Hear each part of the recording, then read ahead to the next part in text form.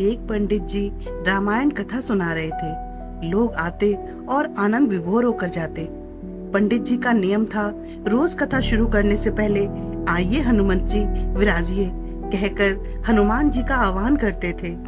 फिर 1 घंटा प्रवचन करते थे। वकील साहब हर रोज कथा सुनने आते। वकील साहब के भक्ति भाव पर एक दिन तर्कशीलता हावी हो गई। उन्हें लगा कि महाराज रोज आइए हनुमंत जी विराजिए कहते हैं, तो क्या हनुमंत जी सचमुच आते होंगे? अतः वकील साहब ने पंडित जी से पूछ ही डाला, महाराज जी, आप रामायण की कथा बहुत अच्छी सुनाते हैं, हमें बड़ा रस आता है, परंतु आप जो गद्दी प्रतिदिन हनुमान जी को देते हैं, उस पर क्या हनुमान जी सचमुच विराजते हैं? पंडित जी ने कहा, हाँ, ये मेरा व्यक्तिगत विश्वास है कि राम कथा हो रही हो तो हनुमान जी अवश्य पधारते हैं। वकील ने कहा, महाराज ऐसे बात नहीं बनेगी। हनुमान जी यहाँ आते हैं, इसका कोई सबूत दीजिए। आपको साबित करके दिखाना चाहिए कि हनुमान जी आपकी कथा सुनने आते हैं। महाराज जी ने बहुत समझाया कि भैया, आस्था को किसी सबूत की कसौटी पर नहीं कसना चाहिए। ये तो भक्त और भगवान के बीच का प्रेम रस है, व्यक्तिगत श्रद्धा का विषय है। आप कहो तो मैं प्रवचन करना बंद कर दूं या आप कथा में आना छोड़ दो। लेकिन वकील नहीं माना।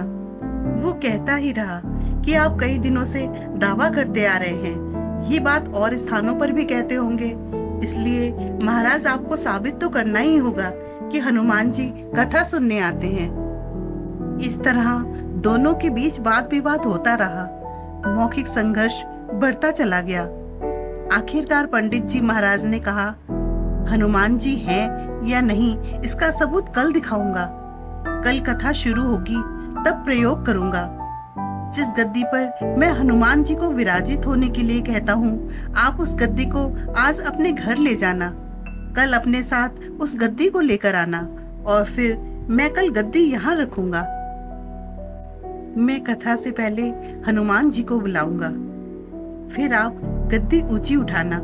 यदि आपने गद्दी ऊंची कर दी तो समझना कि हनुमान जी नहीं हैं। वकील इस कसौटी के लिए तैयार हो गया। पंडित जी ने कहा, हम दोनों में से जो पराजित होगा वो क्या करेगा, इसका निर्णय भी कर लेते हैं। ये सत्य की परीक्षा है। वकील ने कहा, मैं गद्दी ऊंची ना कर सका तो वकालत छोड़कर आपसे दीक्षा ले लूंगा। आप पराजित हो गए तो क्या करोगे? पंडित ने कहा, मैं कथा वाचन छोड़कर आपके ऑफिस का चपरासी बन जाऊंगा। अगले दिन कथा पंडाल में काफी भीड़ जमा हुई। जो लोग रोजाना कथा सुनने नहीं आते थे, वो भी भक्ति, प्रेम और विश्वास की परीक्षा देखने आए। काफी भीड़ हो गई। विश्वास का प्रश्न जो था, पंडित जी महाराज और वकील साहब कथा पंडाल में पधारे। गद्दी रखी गई। पंडित जी ने सजल नेत्रों से मंगलाचरण किया और फिर बोले, आइए हनुमंत जी पधारिए। ऐसा बोलते ही पंडित जी के नेत्र सजल हो उठे। मन ही मन पंडित जी बोले, प्रभु, आज मेरा प्रश्न नहीं बल्कि रघुकुल रीत की परंपरा का सवाल है।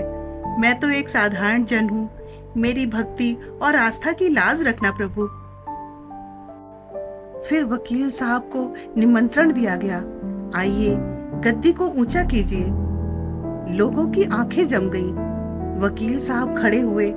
उन्होंने गद्दी उठाने के लिए हाथ बढ़ाया, पर गद्दी को स्पर्श भी ना कर सके। जो भी कारण रहा, उन्होंने 3 बार हाथ बढ़ाया, किंतु तीनों बार असफल रहे। पंडित जी देख रहे थे। गद्दी को पकड़ना तो दूर, वकील साहब गद्दी को छू भी ना सके। तीनों बार वकील साहब पसीने से तरबतर हो गए। वकील साहब पंडित जी महाराज के चरणों में गिर पड़े और बोले, महाराज, गद्दी उठाना तो दूर, मुझे नहीं मालूम कि क्यों मेरा हाथ भी गद्दी तक नहीं पहुंच पा रहा। अतः मैं अपनी हार स्वीकार करता हूँ। कहते हैं कि श्रद्धा और भक्ति के साथ की गई आराधना में बहुत शक्ति होती है। मानो तो देव, नहीं तो पत्थर। जैसे कि प्रभु की मूर्ति तो पाषाण की ही होती है, लेकिन भक्त के भाव से उसमें प्राण प्रतिष्ठा होती है और तब प्रभु विराजते हैं।